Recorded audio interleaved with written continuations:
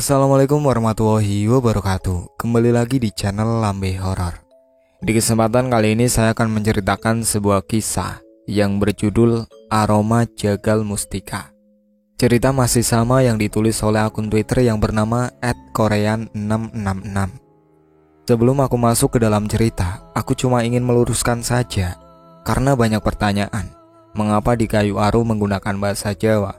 Dan kenapa menggunakan sakti alam Kerinci, tapi tidak menggunakan bahasa Kerinci asli? Pertama, Kayu Aro adalah bagian dari Kerinci, dan mayoritas penduduk Kayu Aro adalah orang Jawa, yang dahulu memang dibawa dari Pulau Jawa dan menjadi pekerja kebun teh di Kayu Aro, yang sekarang dikenal dengan teh terbaik di dunia, katanya. Namun ada juga orang asli Kerincinya. Setiap desa pasti ada orang Kerinci asli, namun tetap saja penduduk Kayu Aro masih menggunakan bahasa Jawa yang tidak kental, bahasa Jawa kasar. Kedua, mengapa menggunakan sakti alam Kerinci? Jawabannya adalah semboyan Kerinci adalah sakti alam Kerinci, dan Kerinci cukup luas. Aku sendiri masih hanya berfokus pada daerah Kayu Aro saja, bukan tak ingin mengeksplor seluruh Kerinci, tapi masih terbatas waktu dan jarak saja saat ini. Oke, tak usah berlama-lama lagi. Mari kita masuk ke ceritanya. Selamat mendengarkan. Alunan irama Jawa terdengar merdu di setiap sudut desa. Tarian gemulai anak kecil semakin memeriahkan suasana sore itu. Terdengar jelas alat-alat musik tradisional sedang beradu hingga menimbulkan irama yang merdu. Sinden yang dikenal dengan nama Makjum bersenandung syahdu hingga menghipnotis para penonton agar tetap tinggal dan menonton. Alunan irama Jawa perlahan berhenti, menandakan waktu maghrib sudah tiba. Para penari dewasa sedang bersiap-siap untuk pertunjukan inti dari acara jaranan kepang atau kuda kepang. Wajah mereka dihias rupawan, hampir menyerupai dandanan ibu-ibu yang ingin pergi ke pasar, putih dan menor sekali. Tapi hal itu tentu terkesan biasa, karena memang begitulah aturannya. Selang waktu berjalan, jam sudah menunjukkan pukul 8 malam, menandakan acara yang paling ditunggu penonton akan segera dimulai. Para penari kuda bambu mula-mula akan menari semboyongan. Olang-aleng, begitulah para penari menyebut alunan yang semakin cepat. Tabuhan gendang yang mulai dipercepat. Para penari pun demikian, menari semakin cepat dan tak beraturan. Satu persatu penari terjatuh. Dari 8 penari, hanya 2 yang tak terjatuh. Bagi para penonton, yang terjatuh adalah penari yang baik, sedangkan yang tidak adalah penari yang buruk.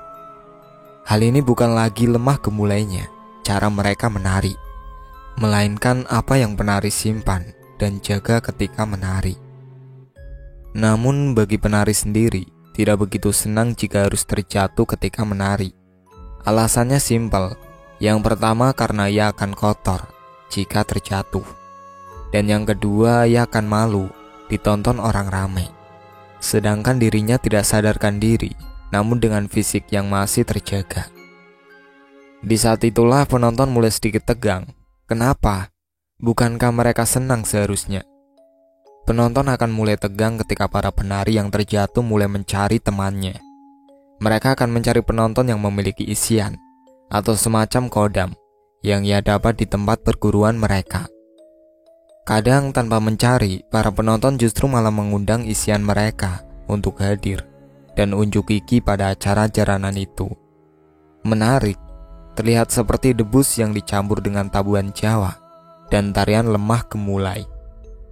Hal yang lucu adalah ketika salah satu dari penari kedatangan tamu yang tidak diundang, seperti Ketek Putih. Para penari sangatlah menghindari Ketek Putih hadir ketika acara jaranan. Selain tidak diinginkan, tentu saja sangat memalukan bagi para penari, karena tingkahnya yang tidak pernah diduga akan seperti apa. Semakin malam, acara tentu saja semakin meriah.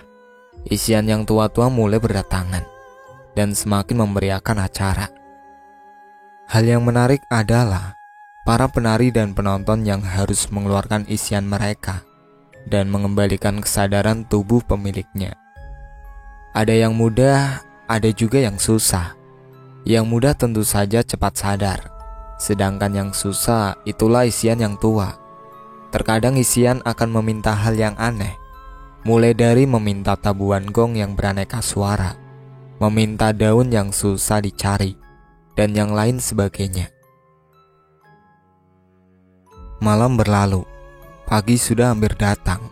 Oki dan yang lain kembali ke rumah masing-masing setelah sebelumnya membereskan berkakas acara jaranan tadi.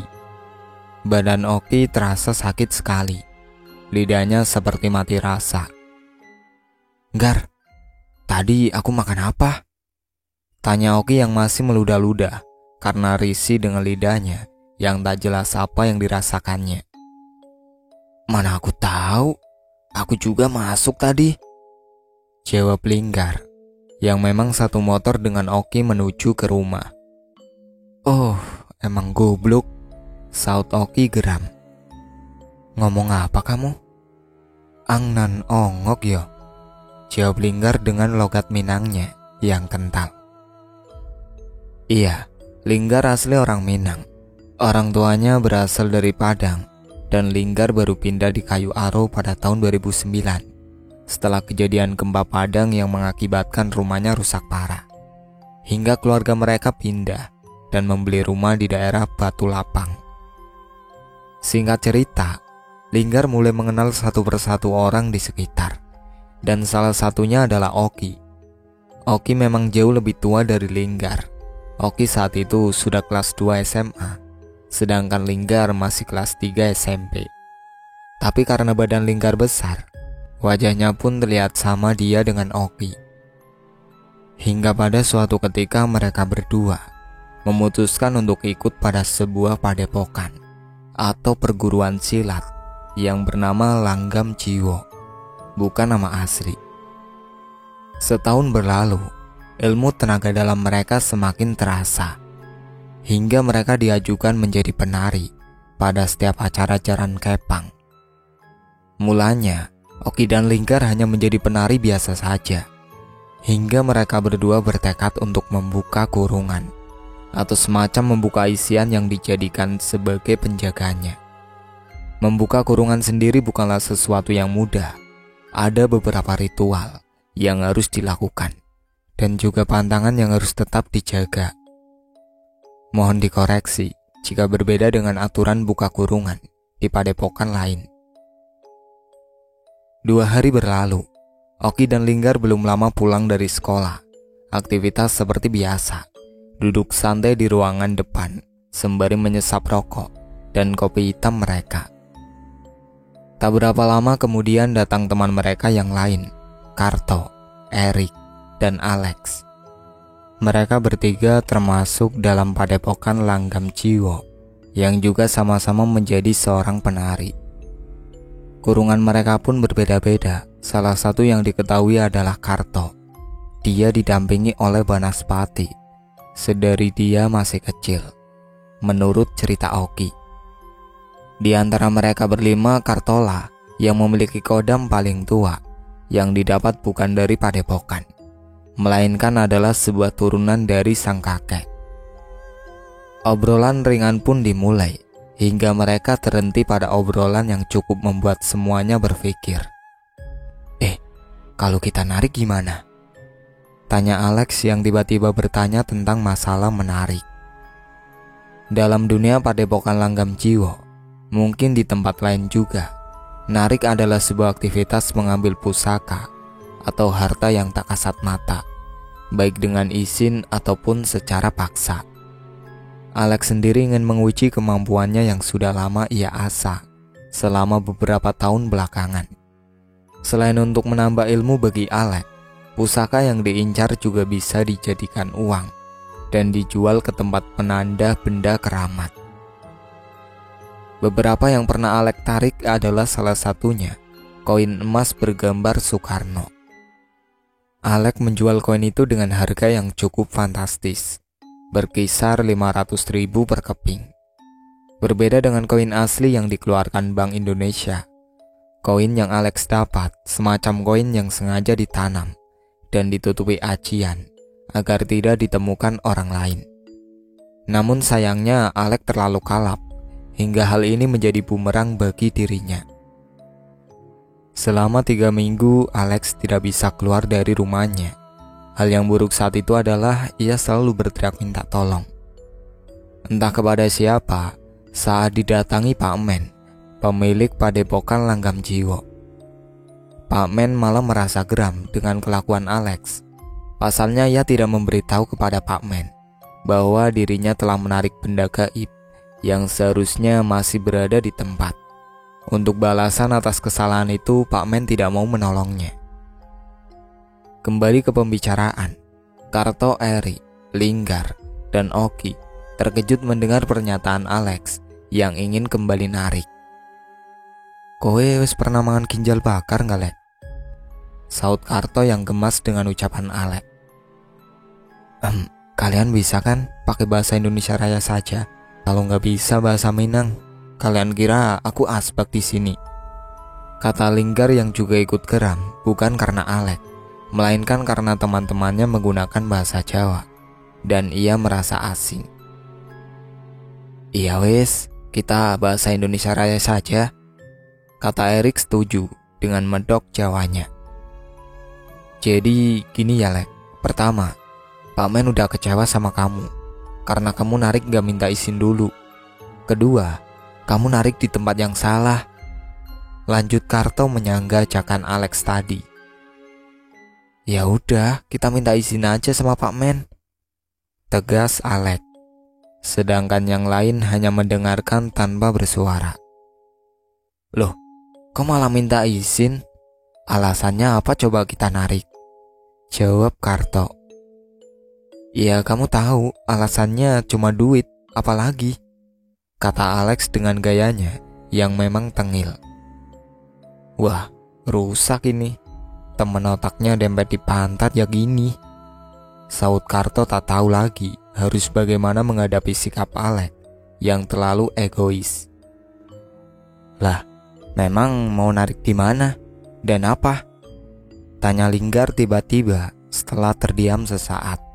Yang lain terbelalak karena melihat Linggar yang seakan penasaran dengan niat Alex. "Aku pengen merah delima di Danau Peko," jawab Alex serius tanpa senyum dan dengan nada datar.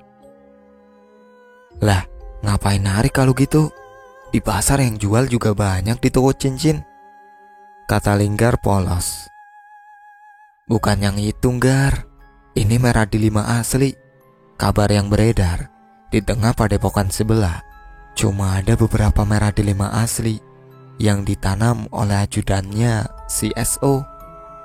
Terlepas siapapun yang menanam, aku gak peduli. Tapi yang jelas itu mahal dong. Selain mahal juga berkhasiat," jelas Alex sembari menyesap rokok yang hampir memutung. "Gini deh Lek, pikiranmu kenapa ke duit terus sih?" tanya Karto lagi.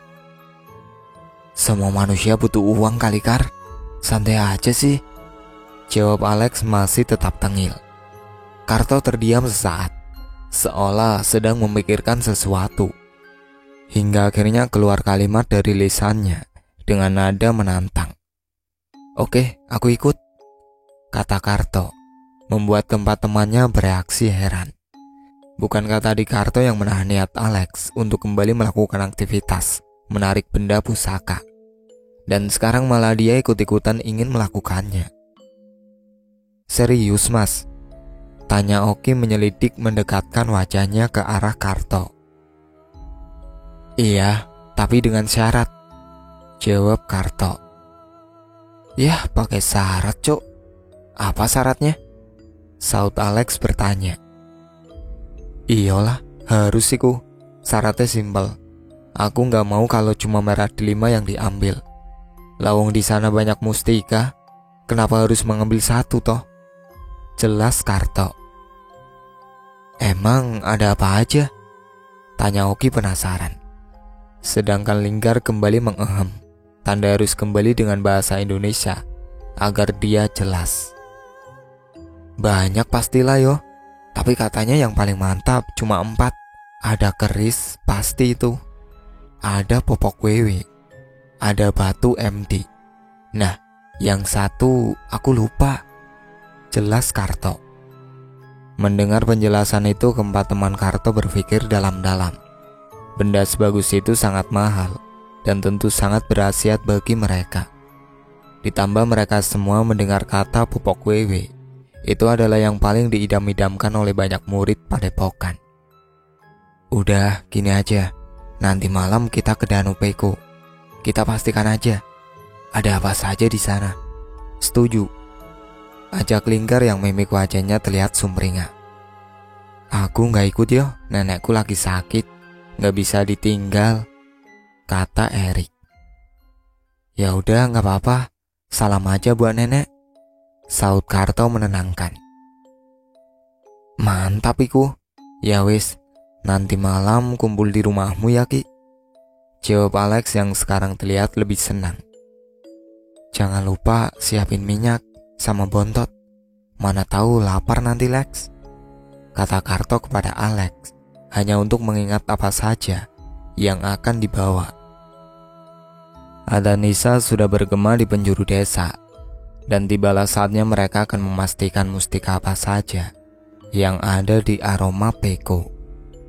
Mereka sudah berkumpul sedari maghrib, terkecuali Erik yang tidak bisa ikut karena neneknya yang sedang sakit. Jam menunjukkan pukul 8:30 malam. Motor sudah dinyalakan. Mereka mulai melaju menuju Aroma Peko. Ditemani dengan malam yang gerimis tidak membuat mereka mengurungkan niatnya. Belum terlalu malam untuk mengeksplor apa saja yang ada di sana. Seketika Alex berkata, "Kuntilanak juga masih dandan sekarang," kata Alex kepada Karto dengan nada tengilnya. Meskipun sebenarnya di antara mereka berempat Alex lah yang paling penakut. Tapi mulut besarnya itulah yang membuat orang lain menganggap bahwa Alex adalah pemberani. Saat Alex berkata seperti itu, mata Karto tertuju di persimpangan desa sebelum sampai di Aroma Peko. Iya, itu adalah persimpangan pintu. Karto terkejut melihat sosok yang sudah sangat familiar baginya. Sosok yang sangat ditakutkan oleh banyak orang karena penampilannya. Bukan kuntilanak, melainkan pocong. Sosok ini memang sering menampakkan dirinya di persimpangan itu. Dan kabarnya ia jahil dengan orang yang berhenti di persimpangan itu. Baik itu hanya sekedar nongkrong atau hanya sekedar berteduh ketika hujan. "Lex, guling Lex!" teriak Karto kepada Alex. Sedangkan Oki dan Linggar masih tertinggal di belakang. "Anjir, serius kamu? Gas Kar, gas!" saut Alex histeris ketakutan. Meskipun berilmu tapi melihat sosok serupa dengan pocong, tetap saja mereka ketakutan. "Mulutmu Lex, jelek banget," kata Karto. Entah karma dari ucapan Alex atau memang sial, Karto justru sekarang merasa takut. Keringat dingin keluar dari lehernya. Sesampainya di Aroma Peko, Alex dan Karto mencari kayu bakar untuk menghangatkan tubuhnya di pondok tempat peristirahatan para pengunjung wisata pada siang harinya. Tak lama kemudian, Oki dan Linggar pun datang. Gerimis sudah mulai berhenti. Mereka menunggu agar sedikit lebih malam untuk melanjutkan niatnya.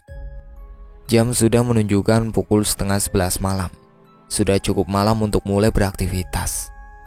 Karto dan yang lainnya mengambil langkah pergi menuju arah Black Kulon atau sumur yang arah ke barat. Di sana Karto menyuruh yang lainnya untuk tetap merapal agar tidak mengundang isiannya. Sunyi mulai menemani malam mereka. Suara semilir angin berembus menambah keseraman bagi Alex. Bulu kuduknya mulai berdiri, tapi dia tetap pandai menyembunyikannya. Tak ada yang bicara, hanya batin mereka yang bersuara. Naas. 1, 2, 3. Alex tak sadarkan diri, tergeletak, dan akhirnya dia dimasuki sosok perempuan. salah satu penunggu tempat itu. "Gimana nak? Mau popok wewe?" kata sosok yang ada pada diri Alex, hingga setelahnya tertawa tak karuan dan kemudian diam. Karto masih tetap fokus dengan kerjaannya, sedangkan Oki dan Linggar menemani Alex yang tak sadarkan diri. Sukma Karto berkelana mencari apa saja yang ada di dalam tempat itu, hingga ia bertemu dengan penunggu danau, sama seperti yang ada pada treat sebelumnya, ular besar yang melingkari danau Aroma Peko. "Nggak usah cari perkara, pulang sana. Nggak usah ganggu apa yang sudah ada di sini," kata ular besar itu kepada Sukma Karto. "Baik mbah, aku pamit," kata Sukma Karto. Sebelum Sukmanya kembali ke Raga Karto, ia melihat sesuatu yang sangat menarik. Berada di atas pohon, namun dijaga oleh sosok yang mengerikan, serupa perempuan tua yang sangat kucal. "Itu pasti popok wewe," batin Karto hingga ia kembali ke raganya. Kala matanya terbuka, sosok hitam besar mengejutkan dirinya. "Mulai!" bentak sosok itu tepat di depan matanya. Karto ingat betul, matanya merah, bertaring, dan sangat bau. Karto beringsut mundur satu langkah, tak menjawab. Alex, ngulah." "Oh, emang tuh anak?" maki Karto. Karto mendekatinya, dan tak berapa lama Alex kembali sadar. Nafasnya cepat, seperti habis berlari jauh. "Pulang yuk, yang punya marah," kata Karto. Oki dan Linggar yang dari tadi terdiam hanya mengangguk pertanda setuju. "Kok pulang? Ada popok wewe di atas pohon itu," saut Alex sembari menunjuk salah satu pohon yang ada di sekitar mereka. "Udah, gak usah cari perkara. Udah aku bilang fokus. Makanya kalau takut itu jangan ditahan," kata Karto geram. "Sekarang pulang dulu. Ada yang harus aku omongin," lanjut Karto berdiri dan berjalan menuju ke motor mereka, diikuti oleh yang lain. Alex hanya terdiam tak menjawab. Ia merasa sedikit bersalah karena tidak fokus dengan tujuan utama. Malam itu mereka kembali ke rumah masing-masing. Karto belum membicarakan apa yang sebenarnya akan dia bicarakan, menimbang cuaca kembali tidak bersahabat.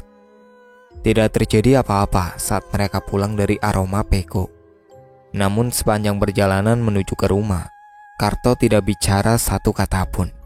Meski Alex mengajak Karto berbicara, ia hanya terdiam membisu tak menjawab apapun. Mereka sudah sampai di rumah masing-masing. Malam pun dilalui dengan tenang. Tak ada gangguan kecuali Karto. Hingga ia tiba di rumah, ia masih terdiam. Ada yang dipikirkannya, banyak sekali kalimat yang berkecamuk di dalam otaknya.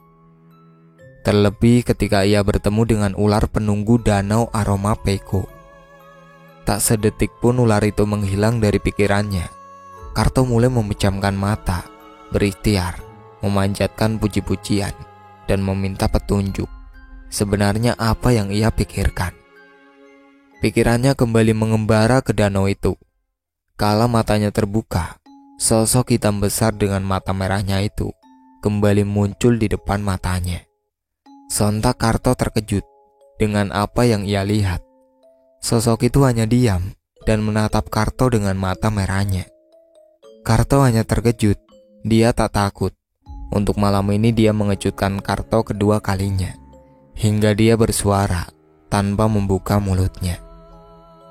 "Ikut aku," kata sosok hitam itu. Iya, wujudnya serupa genderuwo, tapi tak bisa meyakinkan. Apa benar itu genderuwo atau tidak? Karto hanya diam dan mengikuti sosok itu keluar dari kamarnya. Ia seolah terhipnotis dengan apa yang sosok itu ucapkan. Berjalan menyusuri malam yang gelap, entah sudah sampai mana ia berjalan. Hingga ia berhenti pada sebuah pohon tinggi tidak besar dan sedikit berwarna putih. Sesuai warnanya, Pohon itu disebut dengan nama kayu putih. Karto terbelalak, heran kenapa dia bisa berada di sana, hingga ia sadar bahwa dirinya berada di kayu putih, seolah disambut oleh tuan rumah. Kedatangan Karto disambut oleh sosok hitam lagi, tapi kali ini lebih besar badannya. Matanya sama seperti yang sebelumnya, merah menyala, namun taringnya lebih panjang. Bahkan panjangnya hampir sampai kakinya. Sosok itu cukup membuat nyali Karto menciut. Keringat dingin bercampur dengan angin yang semilir semakin membuat tubuh Karto tidak karuan. Tidak hanya itu, di sekelilingnya terdapat sosok seram yang lain. Mungkin itu selirnya. Ada sosok perempuan dengan pakaian khas Jawa, parasnya cantik dan anggun, menggunakan selendang di lehernya dan berdiri mematung dengan senyum yang mengerikan. Meski cantik, tetap saja dia bukan manusia. Karto meyakini itu. Kalian bisa membayangkan sendiri wajahnya. Sosok hitam besar yang berada di rumah Karto tak nampak saat ini. Mungkinkah dia berubah menjadi sosok yang lebih menyeramkan, seperti yang ada di depan matanya saat ini? Karto tidak tahu sama sekali. Maaf, ada apa aku dibawa ke sini? Tanya Karto tegas. Ia takut, tapi tidak terlalu takut, dan masih berani untuk berbicara. Sosok itu tidak menjawab, masih menatap diam dengan wajah yang menyeramkan. Tak lama kemudian, sosok perempuan yang ada di sekelilingnya melambaikan tangannya, seolah meminta Karto untuk mendekat. Lambaian tangan luas bak seorang penari. Tidak hanya satu, ada 7 sosok perempuan dengan pakaian yang sama dan wajah yang berbeda-beda.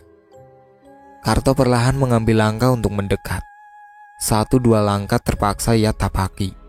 Hingga kini, Karto berada tepat di depan sosok hitam menyeramkan itu.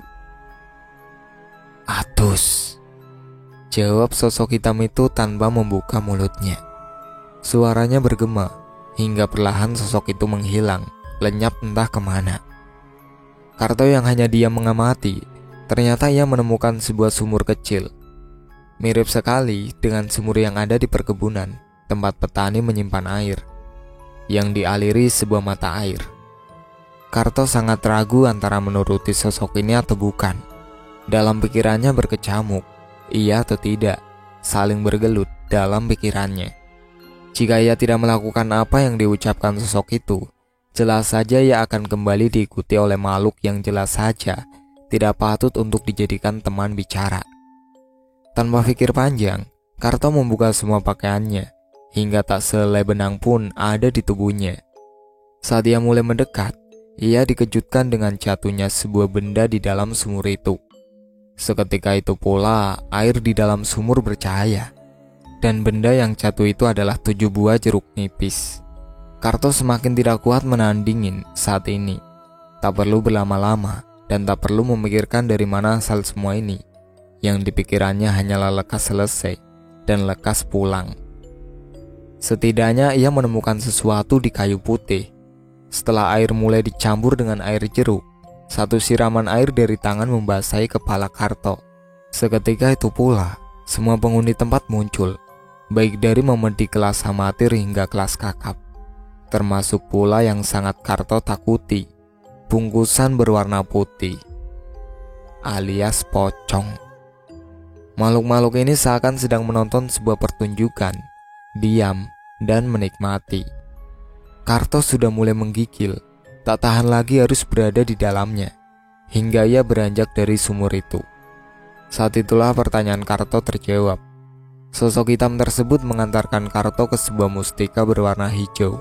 Entah apa namanya, sejenis batu berwarna hijau. Karto tidak bisa memastikan itu batu apa. Tetapi pada saat digenggam, tangan Karto terasa hangat. Tidak panas, hangat saja, dan menjalar ke seluruh tubuh.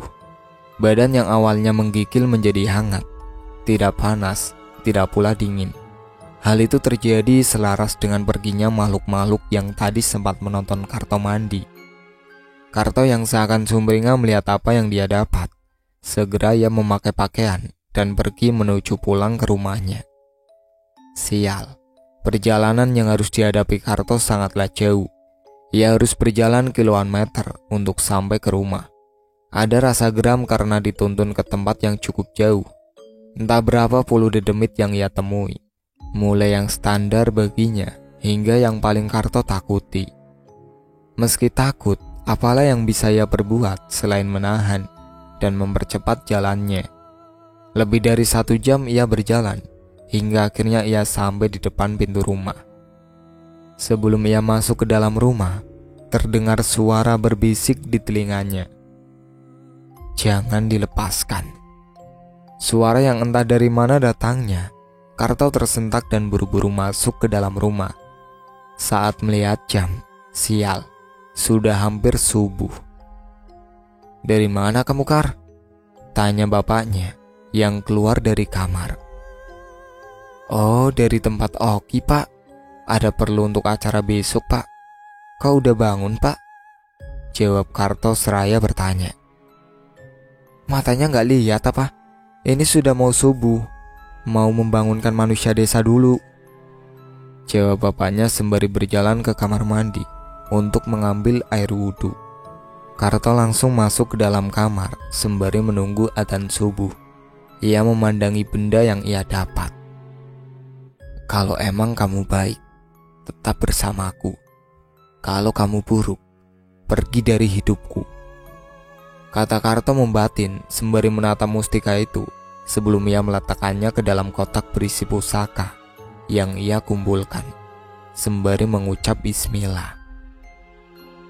Keesokan harinya tepat selepas sholat asar, Karto pergi ke rumah Oki. Sesampainya di sana, seperti biasa Oki masih bergulat dengan kasurnya. Merangkai mimpi di atas pulau kapas yang ia sebut dengan tahta. Bangun, kata Karto yang sontak mengejutkan Oki dan membuat ia terbangun dari mimpinya. Bantek, apa sih? Mengganggu sekali, jawab Oki yang separuh sadar. Bangun toh, aku bawa kopi nih. Ada yang mau aku omongin sama kamu. Serius, ini tentang Alex, terang Karto yang membuat Oki terpaksa untuk bangun dari tempat tidurnya dan pergi ke belakang sekedar mencuci muka dan membuat kopi yang sudah dibawa oleh Karto. Setelah selesai, kopi pun sudah bisa diminum dan dinikmati bersama. Karto mulai membuka pembicaraan dengan menyesap rokok yang ia nyalakan beberapa detik yang lalu. Katanya mau ngomong tentang Alex, tanya Oki yang mulai geram dengan basa-basi Karto. Ini sebenarnya bukan masalah Alex sih, tapi masalah tadi malam, terang Karto. Gimana? Tanya Oki menyelidik. Tadi malam aku dituntun sama orang hitam, kayak gendruwo gitulah. Aku dibawa ke kayu putih, dan kamu tahu apa yang aku dapatkan dari sana? Oki hanya memandang dan menunggu Karto melanjutkan ucapannya. Aku dapat batu, Ki. Hijau warnanya, tapi gak tahu namanya. Lanjut Karto sembari melihatkan batu yang ia dapat semalam. Oki yang melihat batu itu, melihat dan menyelidik, bertanya-tanya, batu apa itu? Apa itu Nogosostro, Mas? Tanya Oki sembari mengamati batu berwarna hijau itu. Upilmu itu, Nogosostro kok hijau? Gak tahu aku apa namanya. Yang jadi masalah bukan nama batunya, tapi isinya, kata Karto serius. Kok panas ya, Mas? Isinya kayaknya orang besar ini, Mas, kata Oki sembari merasakan apa yang ada di dalamnya dan menggenggam batu itu. Aku takut, Ki. Aku takut kalau ini buruk. Kalau baik gak apa-apa, kata Karto sedikit memasang wajah cemas. Ia masih tetap takut karena baginya jin seperti ini tidak pernah bisa ditawar-tawar, kecuali dia sudah mendapatkan apa yang ia mau, dan biasanya akan terlihat aslinya ketika dia sudah berbuat onar. Kayaknya niat untuk menarik merah delima di Peko dibatalkan sajalah ya, Ki. Aku gak yakin soalnya, lanjut Karto. Sama, Mas, ini kayaknya kalau dilanjutkan bisa jadi perkara ini, Mas. Tahu sendiri Thomas, Alex gimana anaknya? Kalau sudah punya keinginan, bagaimanapun caranya, harus lanjut anak itu mas. Tapi aku juga gak mau kalau anak itu kenapa-apa, jawab Oki, sembari menikmati rokok dan kopinya, memasang raut wajah yang juga ikut cemas. Lah iya itu, mencegahnya gimana? Anak itu kalau gak ada kita, ya bakal nyari yang lain. Gak ingat kamu, gimana dia waktu narik emas itu gimana? Kita gak ada. Ya dia nekat sama padepokan sebelah. Emang anak itu cari perkara aja kerjaannya, ujar Karto panjang lebar. Benar sekali, di antara mereka berlima, Alex adalah sosok yang paling susah diajak kompromi. Dan pada intinya dia sangat egois. Apapun akan dia tempuh, walau harus menahan ketakutan. Alasannya cuma satu, uang, uang dan uang. Tak berapa lama, Oki beranjak dari tempatnya dan mengambil kalender. Tepat sekali malam nanti adalah malam Selasa Kliwon, saat dimana rakyat Dedemit keluar. Infonya ini didapat dari penuturan Karto sendiri. Nanti malam Kliwon mas, kata Oki yang datang dan membawa kalender yang diambil dari dinding rumahnya. Karto yang terkejut langsung merebut kalendernya dan memastikan kebenaran yang dikatakan Oki. Wajah Karto sontak berubah menjadi semakin cemas. Alex tentu saja sudah tahu tentang malam ini, dan hingga sekarang dia tidak ada muncul. Mungkinkah Alex sudah mencari teman lain untuk tetap melakukan niatnya, mengincar semua pusaka yang ada di sana? Kamu nggak ada lihat Alex apa? Tanya Karto setelah mengembuskan nafas berat. Enggak mas, kan aku tidur tadi, jawab Oki. Ini harus dicegah Ki, kalau tidak, entah bencana apa yang bakalan terjadi, kata Karto serius. Bencana gimana mas? Kok ngawur anda kalau bicara? Jawab Oki. Itu yang jaga merah delima, ular yang menjaga Peko. Waktu aku nerawang kemarin, aku didatangi sama ular itu. Masih ingat kamu? Katanya dalan putos, itu bisa putus karena ular naga. Sepengetahuanku satu-satunya ular yang berbentuk seperti naga ya cuma ada di Peko itu Ki, terang Karto menjelaskan kepada Oki. Kalau sampai Alex nekat terus yang punya gak terima, danau Peko itu jatuh ke desa kita, lah apa itu bukan bencana namanya, lanjut Karto menjelaskan. Karto nampak sekali cemas dengan apa yang akan terjadi, walaupun semua itu bisa saja tidak terjadi. Karto hanya takut karena ulah satu orang, warga sekitar bisa menjadi dampaknya. Lagi dan lagi, Karto selalu meyakini jin tidak pernah bisa ditawar-tawar sebelum dia mendapatkan apa yang dia mau. Pikiran Karto menjadi buntu, cemas sekali rasanya. Tidak bisa lagi Karto berpikir dengan tenang jika sudah menyangkut penunggu di tempat yang jelas-jelas sudah tua. Hal yang tidak diinginkan tentu saja bisa terjadi, walau kemungkinannya hanya 1%.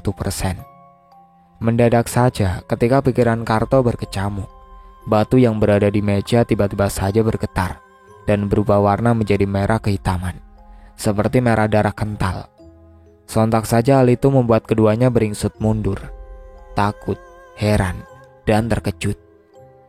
Apa yang terjadi? Oki yang terperangah melihat hal itu tidak tahu harus berbuat apa. Karto yang terkejut melihat hal ganjil itu juga tidak tahu harus berbuat apa.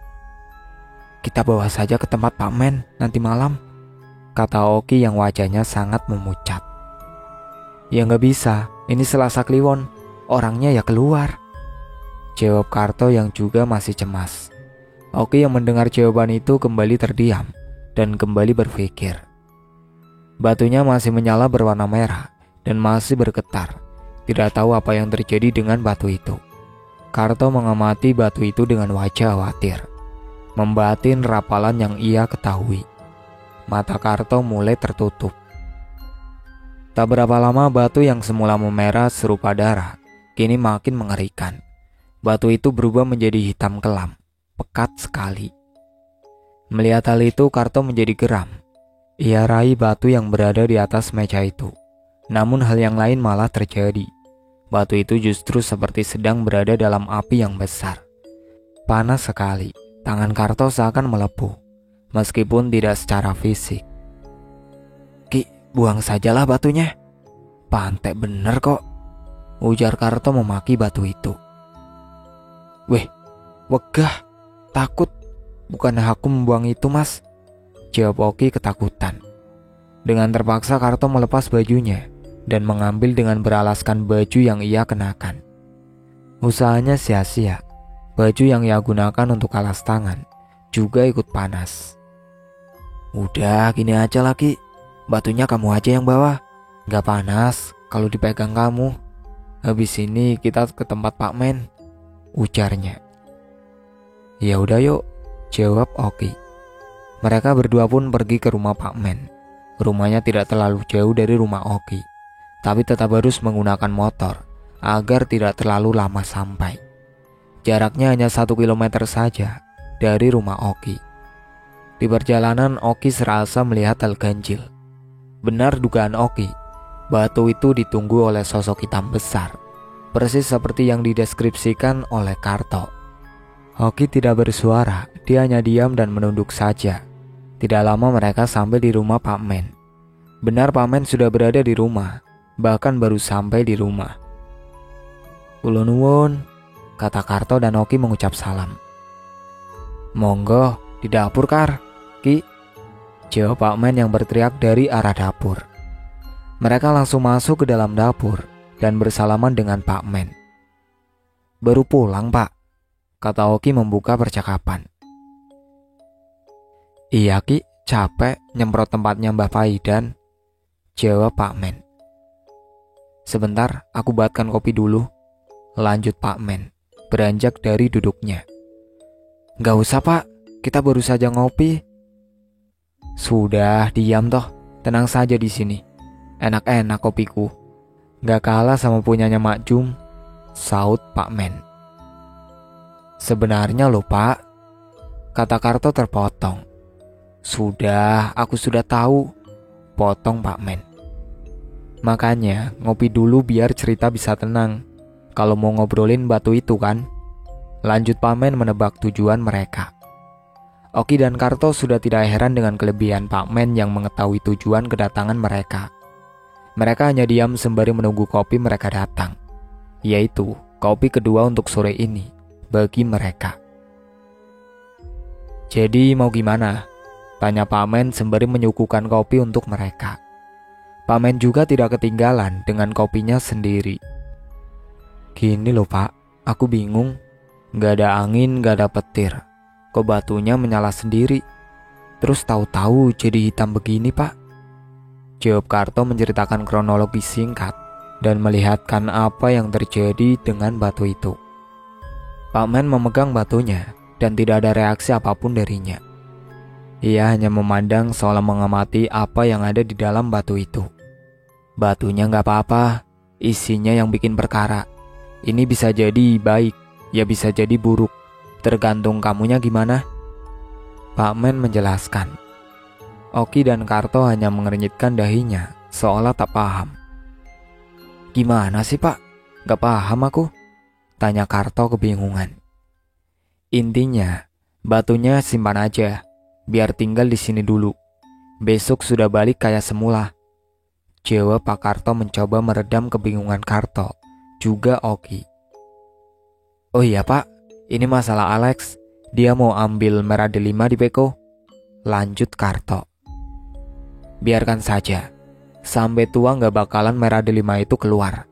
Nanti selepas sisa kesini, temani aku ke sana. Kita lihat mereka narik," ujar Pak Men. "Berarti dia udah dapat teman Pak?" tanya Oki. "Kok ya heran kayak gak tahu dia gimana," jawab Pak Men. Selepas berbincang-bincang dengan Pak Men, hari sudah hampir petang. Karto dan Oki kembali ke rumah masing-masing, sedangkan batu ditinggal di tempat Pak Men. Selepas adzan maghrib dan menunaikan ibadah sholat, Karto bersiap-siap ke rumah Oki. Malam ini Selasa Kliwon, dan Alex belum juga menampakkan batang hidungnya. Itu artinya Alex juga masih bersiap-siap untuk pergi ke Aroma Peko. Malam ini, cuaca sedang berbaik hati dengan warga Batu Lapang, bahkan Kayu Aro. Karto berjalan melewati jalanan setapak menuju ke rumah Oki. Semua berjalan tenang, hingga ia berpapasan dengan tempat yang cukup disakralkan di desa. Sebutlah namanya Bak Pemandian Umum. Letaknya tepat di bawah pohon besar, dan kerap digunakan untuk mandi warga, ataupun mandi malam untuk para murid Padepokan Langgam Jiwo. Bulu kuduk Karto serasa berdiri, malam ini tak seperti biasanya. Namun Karto tetap mencoba tenang, hingga ia dikejutkan dengan suara jatuh dari atas pohon. Suaranya serupa dengan jatuhnya buah nangka yang sudah matang. Merasa terkejut, Karto sempat mengeluarkan kata kasar. "Pantek!" maki Karto karena terkejut. "Masih siang, gak usah menampakkan diri," gumam Karto. Iya, hari belum terlihat malam. Serasa aneh jika Karto ditakuti dengan hantu sedini itu. Selepas ia berkata seperti itu, tiba-tiba saja ada sesuatu yang menggelinding, menyeberang ke jalan. Karto sempat terkejut dan memang tak penasaran, karena dalam penglihatannya bentuk bulat dan hitam, apalagi kalau bukan kepala yang iseng melintas dan mengganggu perjalanan Karto. Suara aneh mulai terdengar. Jalanan memang terlihat sangat sepi, karena Karto mencari jalan pintas untuk cepat sampai di rumah Oki. Berhubung motornya sedang dibawa bapaknya pergi bekerja. Pencahayaan hanya berasal dari lampu senter yang cukup redup. Samar-samar terlihat sosok putih menggantung di atas pohon. "Kok ramai sekali ya malam ini?" gumam Karto lagi. Selaras dengan gumaman Karto, sosok balutan kain putih terbang melintas jalan setapak. "Ini baru aku takut," maki Karto. Kini Karto ketakutan, entah apa salahnya dia harus ditakuti oleh dedemit sedini ini. Karto langsung mempercepat langkahnya, ditemani dengan nyanyian Jawa yang tak tahu berasal dari mana. Karto tetap mempercepat langkahnya meskipun mendengar senandung Jawa yang cukup membuat dia merinding. Karto sadar bahwa di belakangnya ia masih diikuti oleh sosok yang ia takuti, pocong. Ia tak berani melihat ke belakang, sekuat ia berusaha untuk berjalan sampai di rumah Oki. Sudah cukup lama ia berjalan, akhirnya Karto sampai di tempat tujuan. Dengan keringat yang menetes dari keningnya, ia menggedor rumah Oki. Syukurlah Oki ada di rumah. "Aku ditakuti guling, Ki," bisik Karto agar tidak terdengar oleh orang tuanya. "Kok bisa?" tanya Oki. "Pertanyaanmu aneh," jawab Karto. "Ya nggak tahu kok bisa. Coba tanya ke pocongnya sekalian," lanjut Karto. Seperti biasa, Oki mempersilahkan Karto duduk dan membuatkan kopi untuknya. Oki membicarakan tentang rencana apa yang akan dilakukan Alex nanti, sekaligus bersiap-siap untuk pergi ke rumah Pak Men sebelum jam 9. Mendengar suara adzan, Karto dan Oki bergegas mengambil air wudhu dan menunaikan ibadah sholat secara sendiri-sendiri. Ketika sholat, tepat pada rakaat terakhir, Karto mendengar bisikan yang entah datangnya dari mana. Suaranya mendesis, halus sekali, dekat pula dengan telinga. "Rencang ambil kundur." Begitulah kata-katanya. Karto hanya diam. Meski terkejut, dia hanya diam dan berusaha tetap khusyuk melaksanakan sholat. Selepas sholat dan berdoa, ia bertanya-tanya, siapa tadi? Apa artinya? Karto keluar disusul dengan Oki yang sudah selesai sholat di kamar sebelah. "Mas, aku dibisikin," kata Oki berbisik kepada Karto. "Loh, kok sama, Ki?" saut Karto mengernyitkan dahinya. "Lah, bisa ya bareng? Apa katanya?" lanjut Karto bertanya. "Entah mas, gak ngerti artinya. Yang aku tahu suaranya ada menyebutkan kata rencang, artinya teman. Selebihnya gak paham aku. Ambil kundur atau apa tadi?" terang Oki. "Ambil kondur," ralat Karto. Oki menyetujui ralatan Karto dengan isyarat jari telunjuk menunjuk ke arah wajah Karto, tanda mengiyakan pertanyaan. Segera Oki dan Karto beranjak dan menuju ke rumah Pak Men. Mungkin beliau sudah menunggu. Karto dan Oki menyalakan motornya dan bergegas ke rumah Pak Men setelah berpamitan dengan orang tuanya. Singkat cerita, tak ada yang terjadi selama perjalanan, kecuali Karto yang masih dibuntuti oleh sosok yang tadi, pocong. Sesampainya di rumah Pak Men, benar sekali, Pak Men sudah menunggu mereka berdua. Tetapi di sana Pak Men tidak sendiri, ada Pak Iyo yang berada di sebelah Pak Men. Pak Men dan Pak Iyo duduk di teras rumahnya menikmati kopi dan sembari menunggu kedatangan Karto dan Oki. "Wih, kok ganteng temanmu, Kar?" tanya Pak Iyo yang tersenyum melihat Karto. "Lah, Oki ganteng gimana toh, Pak? Bentuknya aja kayak belut. Ganteng dari mana?" Hahaha, jawab Karto sembari berjalan menuju Pak Iyo dan Pak Men dan menyalami mereka berdua. Pak Men terlihat tersenyum geli mendengar Pak Iyo yang mengatakan hal itu. "Bukan Oki, kalau Oki aku ya tahu bentuknya kayak belut. Buktinya belum pernah aku lihat dia menggandeng perempuan," ujar Pak Iyo masih tersenyum. "Iya, terus aja, hina terus aja," potong Oki, yang justru malah ikut gemas. "Haha, itu yang ngikutin kamu, Kar, gulingan," kata Pak Iyo. Mendengar hal itu, wajah Oki dan Karto mendadak berubah menjadi pucat. "Apa? Sudahlah, jangan bicarakan," saut Karto mencoba meredam kecemasannya. Karto pun memalingkan pembicaraan ke hal yang baru saja ia alami, termasuk kejadian yang juga dialami Oki. Rupanya, ambil kondur artinya adalah bawa pulang. Bahasa Jawa kuno atau biasa disebut bahasa Kromo Inggil. Bahasa yang sudah tidak pernah digunakan di kalangan Jawa, daerah Kayu Aro. Lebih tepatnya tidak digunakan oleh kaum muda. Lantas, maksud dari bisikan itu menuju pada satu orang. Dan Pak Men menerka bahwa yang dimaksud adalah Alex. Kemungkinan besar ia akan dibawa oleh sosok yang berada di alam lain jika ia melakukan sesuatu yang salah. Pembicaraan sudah mulai menjurus pada niat Alex yang akan menarik merah delima di aroma peko. Pak Men justru tidak ingin mencegahnya, melainkan membiarkan Alex tetap melakukan itu, tetapi tetap harus dipantau. Bagaimanapun juga, Alex adalah salah satu muridnya yang cukup berpotensi dalam hal mistis. Pak Men juga sudah mendengar bahwa Alex akan ditemani oleh seorang guru padepokan sebelah, yang juga masih anak murid dari Pak Men, yang sudah cukup tua.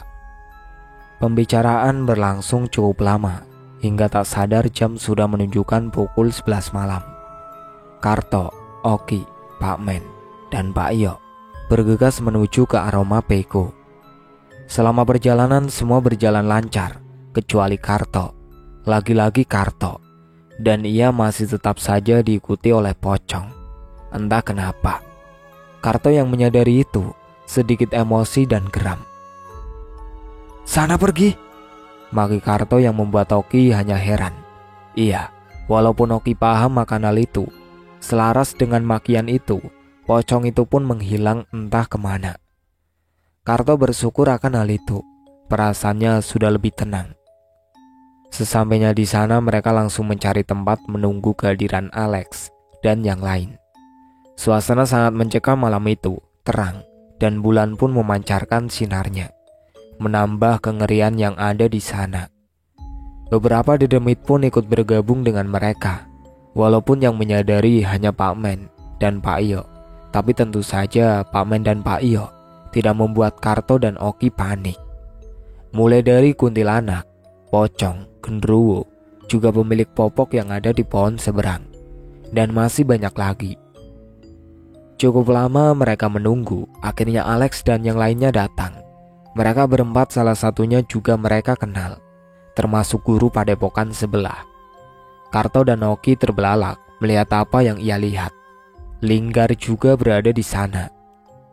Karto, Oki dan yang lainnya tidak mengambil tindakan, hanya bergumam dalam hati masing-masing.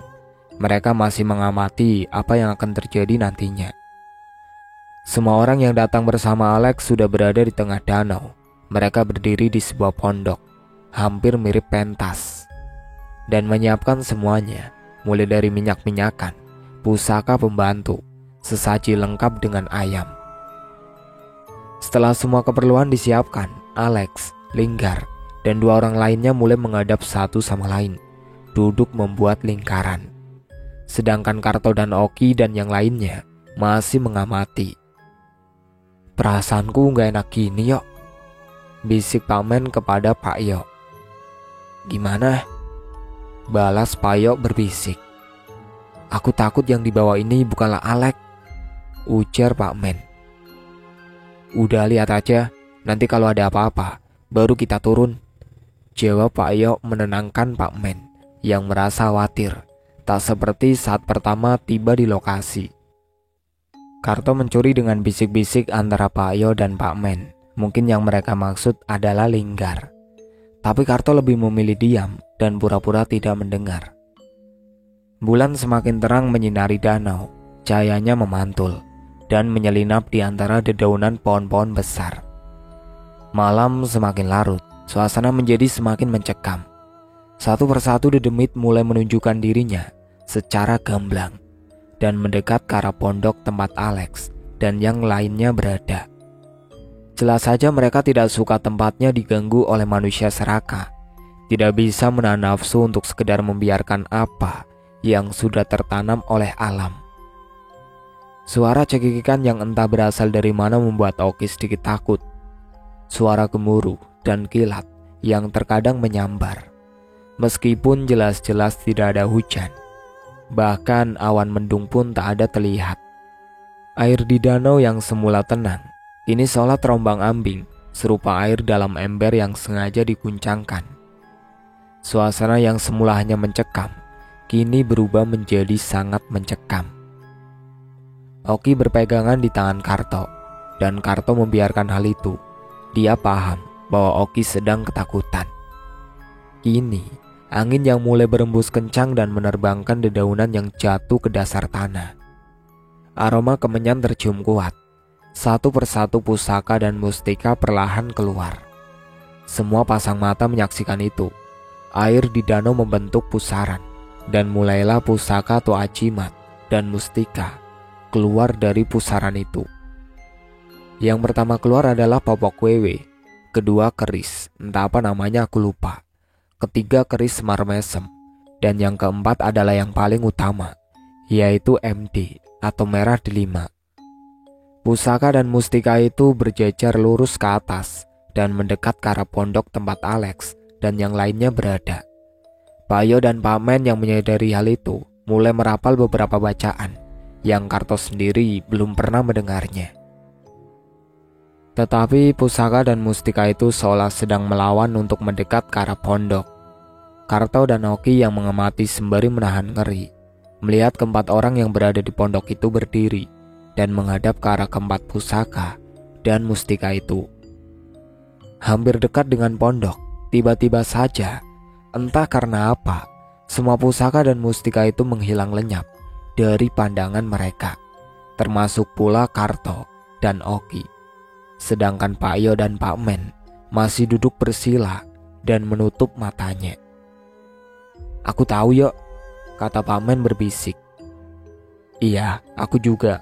Nanti aja cerita di rumah," balas Pak Yo. Selang beberapa saat, terdengar suara hentakan yang entah berasal dari mana. Suaranya seperti tanah yang dihantam oleh benda besar. Selaras dengan suara itu, air danau yang semula membentuk pusaran menjadi tenang beberapa saat, hingga akhirnya meletup ke atas-atas, seperti ada bom yang meledak di dalam air. Cahaya bulan yang menerangi aroma peko saat itu menambah jelas apa yang terjadi pada air danau. Air itu berubah menjadi warna merah menyala, terang sekali, berkilau. Lantas ketika itu terdengar suara laki-laki yang sedang tertawa terbahak-bahak, serupa sedang menonton komedi. Suara itu terdengar pula oleh Karto dan yang lainnya. Oki lagi-lagi kembali mencengkram tangan Karto, pertanda takut dan terkejut. Ah, anjir, maki Alex yang suaranya terdengar. Bahkan suaranya bergema. Siapa tadi yang gak fokus, malah memilih yang lain? Kata salah satu yang berada di pondok. Wajahnya samar-samar tak terlihat. Tak ada jawaban dari percakapan itu. Terlihat dari jauh semua wajah memasang raut wajah yang kesat, kecuali Linggar. Hening sesaat, hingga akhirnya mereka pergi meninggalkan pondok dan merapikan semua perlengkapan. Setelah semua pergi dari pondok dan lampu motor mulai menjauh dari aroma peko, Karto dan yang lainnya mendekati pondok dan memastikan bahwa tidak ada yang tertinggal. Kok aneh tadi ya Pak? Tanya Karto. Ya nggak aneh. Usaha di sini ini berbeda dengan yang ada di tempat lain. Kalau mau MD, ya MD aja, jangan mikir yang lain. Lah, pingin MD semua mau diambil. Ya mana bisa? Tutur Payok menjawab pertanyaan Karto. Hingga pada akhirnya mereka pun pergi kembali ke rumah masing-masing. Selepas itu semua berjalan lancar, tak ada yang terjadi. Hingga keesokan harinya kabar tidak mengenakan terdengar oleh Karto dan Oki mengenai Alex dan Linggar. Menjelang sholat Isya, Oki dan Karto pergi ke rumah Alex. Sesampainya di sana sudah berkerumunan para tetangga. Ada apa ini Pak? Kok rame? Tanya Karto dengan salah satu warga. Gak tahu ini Kar, belum tahu. Katanya ketempelan setan. Jawab salah satu warga tadi. Karto dan Oki langsung menerobos ke dalam. Mata mereka mendapati tubuh Alex terbujur kaku dengan mata melotot tanpa bergerak. Gimana ini Bu? Kok bisa kejadian kayak gini lagi? Tanya Karto kepada ibunya Alex. Sesudah mengucap salam dan menyalami orang tua Alex. Gak tahu loh Kar, anak banyak ulah sekali. Pak Men dan Pak Yo masih di jalan menuju ke sini. Jawab ibunya Alex yang memasang raut wajah dongkol bercampur sedih. Bacaan surat Yasin sudah selesai dikumandangkan. Para warga yang turut hadir akhirnya pulang ke rumah masing-masing setelah diperintahkan oleh Pak Yo. Kini di rumah itu hanya tinggal Alex dan keluarga, Pak Yo, Pak Men, Karto, dan juga Oki. Semua saling beradu pandang ketika Pak Yo berkata yang sebenarnya. Anakmu masih dibawa sama setan. Bisa pulang, tenang saja kamu.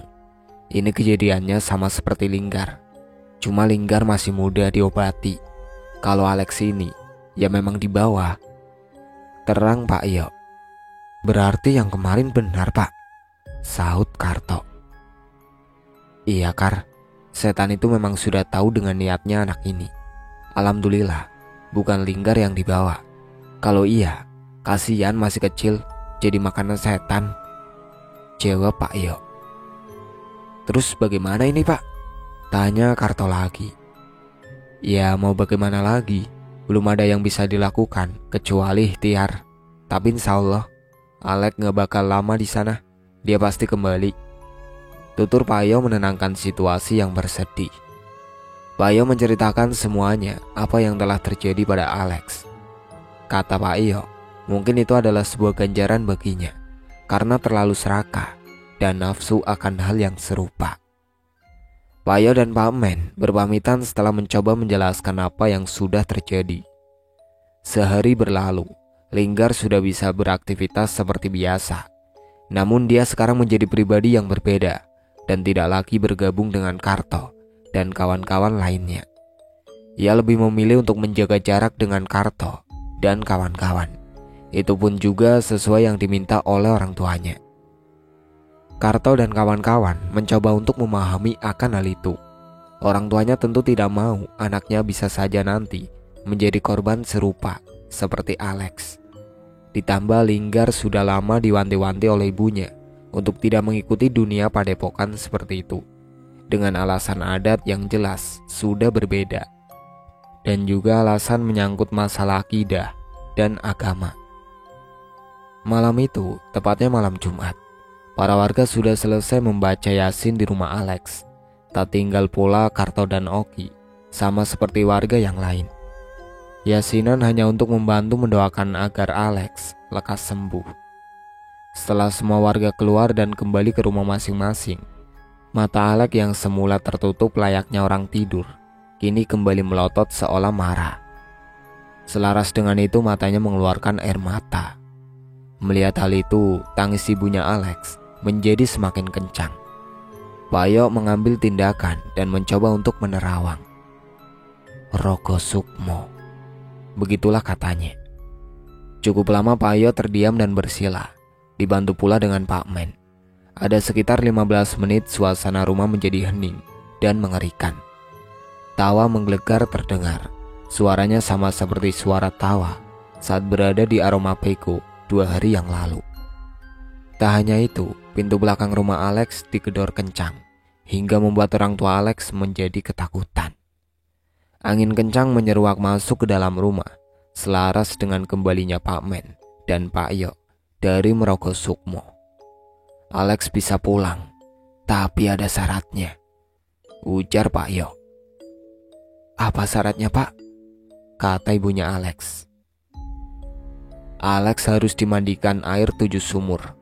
Sumur ke-7 itu ya air Peko itu sendiri, dan dia harus dimandikan di tengah-tengah Peko. Tutur Pak Yok dengan wajah serius. Ada lagi, Pak? Tanya ibunya Alex lagi. Ada, jawab Pak Yok seolah menahan perkataannya. 7 kepala ayam hitam. Tubuhnya dibuat lengkung, sebar ke para tetangga atau buat syukuran. Darahnya ditaruh di 7 sumur yang diambil itu. Selesai syukuran, tulang ayam itu ditanam dengan batang pisang yang sudah diisi oleh tulang itu tadi. Lanjut Pak Yok. Sepertinya itu hal yang mudah, bukan? Hari berlalu, Alex masih dalam kondisi yang sangat memprihatinkan. Syukuran belum dilaksanakan. Pak Yok dan Pak Men masih mencari beberapa perlengkapan untuk syukuran tersebut. Sedangkan keluarga Alex sibuk mencari ayam cemani, karena pada dasarnya ayam hitam ini sangat sulit didapatkan di daerah Kayu Aro. Ditambah dengan 7 ekor ayam, keluarga sempat kebingungan mencari kemana jenis ayam seperti itu. Hingga pada akhirnya Pak Yok memberitahu bahwa anaknya yang berada di kota Padang akan kembali, dan Pak Yok meminta tolong untuk membawakan ayam cemani. Bukan pula perkara mudah untuk mencari ayam jenis itu. Entahlah, demi kembalinya Alex, keluarga pasti akan berusaha semaksimal mungkin. Hingga sudah lebih dari beberapa malam, Alex masih dalam keadaan sama. Sampai saat dimana acara syukuran dimulai. Malam itu tepat di bulan purnama dan sekitar jam setengah 12. Keluarga membawa Alex ke tempat pemandian, Aroma Peko. Sesampainya di sana, hal yang tak terduga pun terjadi. Ada syarat yang sepertinya lupa atau entah bagaimana tidak disampaikan oleh Pak Yok saat malam itu.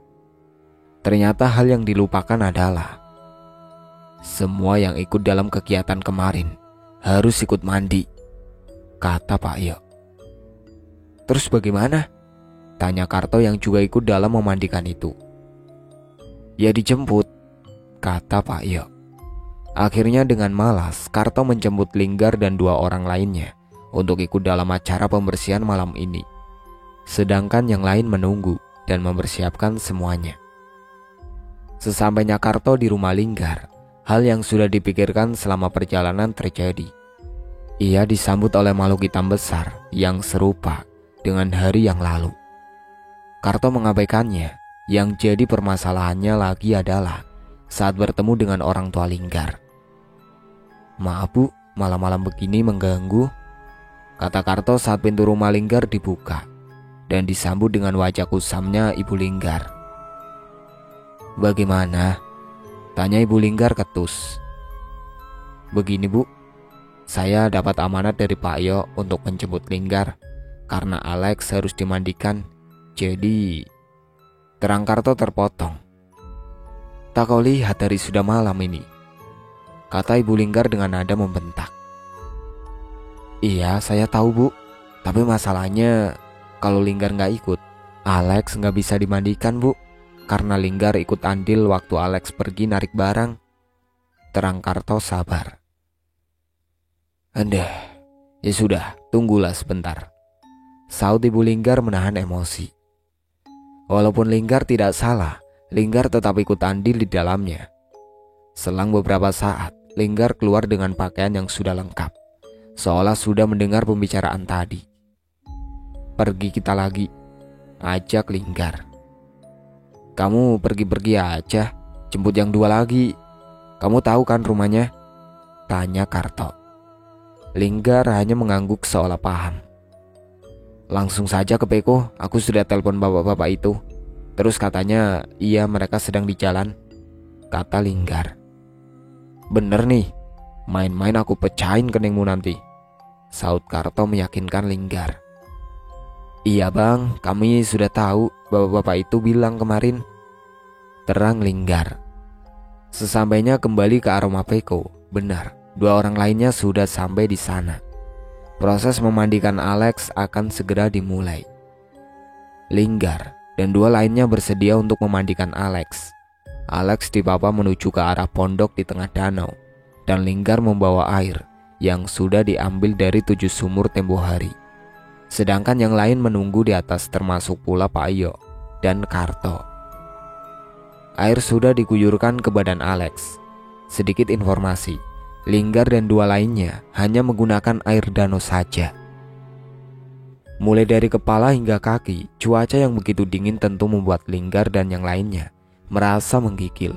Ditambah harus ikut mandi dengan air danau yang hampir mendekati seperti es. Pada saat proses pemandian Alex, hal-hal biasa yang sering terjadi pada tempat seram terjadi. Penghuni Aroma Peko mulai berdatangan. Mulai suara-suara aneh, nyanyian kidung Jawa, hingga tangis derita seorang perempuan yang biasa kita sebut kuntilanak. Namun yang mendengar dan melihat hal itu hanya mereka yang bisa mendengar dan melihat. Sedangkan ibunya Alex dan bapaknya tidak dapat mendengar dan melihat hal itu. Semua berkumpul membentuk lingkaran di tengah-tengah danau. Air danau sudah mulai bergelombang, membentuk pusaran angin. Pemandangan yang pernah terlihat oleh Karto dan Pak Yok pun kembali terjadi. Pusaka dan mustika keluar dari dalam danau. Hal itu hanya menandakan bahwa penunggu tertinggi di sana sudah mengembalikan sukma Alex. Merah delima yang diincar oleh Alex dan yang lain bersinar terang, walau orang tua Alex tak bisa melihatnya. Tapi mustika itu terlihat sangat indah sekali. Mustika dan pusaka lainnya kembali menghilang, dan air pun ikut menjadi tenang. Acara pemandian telah selesai. Alex belum juga sadarkan diri. Linggar dan dua lainnya memapa Alex ke atas dan kembali memakaikan pakaian untuk Alex. "Sekarang Alex sudah dimandikan ya?" kata Pak Yok. "Aku hanya minta sama kalian mas," lanjut Pak Yok memandang dua orang yang ikut dalam kegiatan narik pusoko. "Jangan diulangi lagi, apalagi bawa anak yang ilmunya seupil. Ini nyawa taruhannya. Aku tahu kalian dulu anak buahnya Pak Men, tapi jangan libatkan anak buahnya Pak Men," terang Pak Yok menasihati dua orang tersebut. Akhirnya Alex dan keluarga juga yang lainnya pulang ke rumah. Sesampainya di rumah, Alex belum juga sadarkan diri. "Udah tenang aja, besok bangun anaknya, masih ada syarat yang belum dipenuhi," terang Pak Yok menenangkan orang tua Alex. Keesokan harinya acara syukuran dilaksanakan. Semua syarat yang diberikan kepada keluarga dipenuhi dengan baik. Syukurlah, sudah dilaksanakan, dan tulang-tulang pun sudah dikumpulkan, dan sudah dimasukkan ke dalam batang pisang.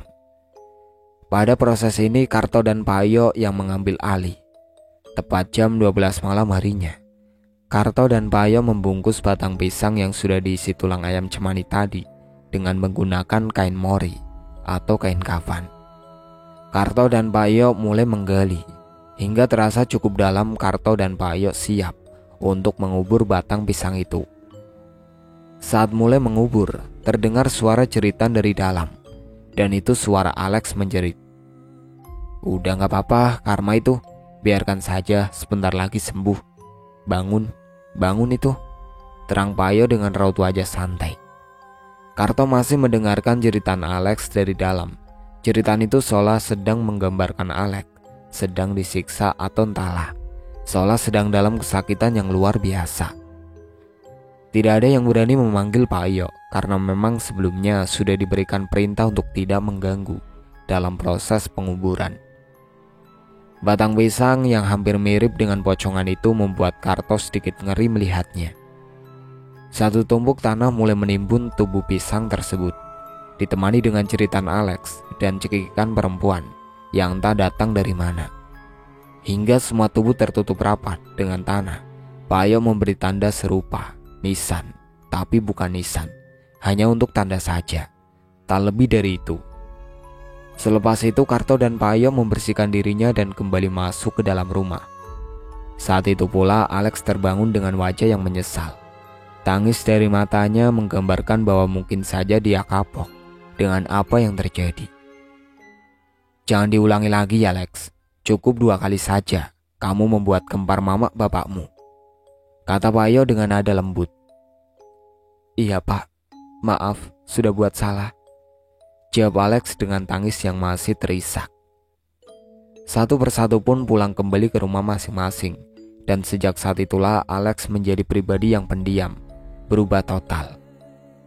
Tidak pernah ada yang tahu bagaimana Tuhan memberi hidayah pada hambanya, bukan bermaksud untuk menggurui. Kadang Tuhan punya rencana sendiri untuk membuat manusia itu berubah, baik itu selamanya atau hanya sementara. Semua kembali pada diri masing-masing. Dari perilaku Alex tentu kita semua tahu, jangan jadi orang yang tamak dan yang lainnya. Itulah akhir cerita yang berjudul Aroma Jagal Mustika, yang ditulis oleh akun Twitter yang bernama @korean666. Sekian dari saya. Wassalamualaikum warahmatullahi wabarakatuh.